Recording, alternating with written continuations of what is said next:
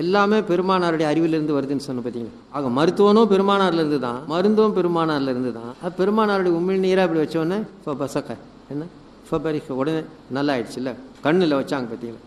அப்புறம் அதே மாதிரி அபூபக்கர் சித்திக்கு இந்த பாம்பு கடியில் மஹல்ல லதுகத்தி அந்த பாம்பு கடிப்பட்ட இடத்துல அப்படி வச்சே வச்சாங்க, உடனே நல்லா ஆயிடுச்சு.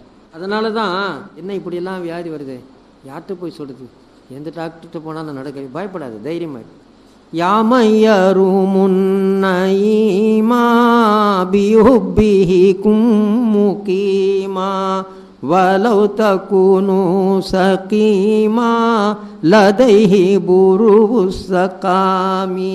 உன் மீது உன் தாய்க்கு இருக்கும் கிருபையை விட தந்தைக்கு இருக்கும் கிருபையுடைய உன் மீது உனக்கு இருக்கும் இரக்கத்தை விட உன் மீது அதிக இரக்கம் கொண்ட முஹம்மது ரசூலுல்லாஹ் அவர்கள்தான் மருத்துவரும் மருந்தே அவர்கள் தானப்பா. அந்த அவங்க கிட்ட சொல்லு.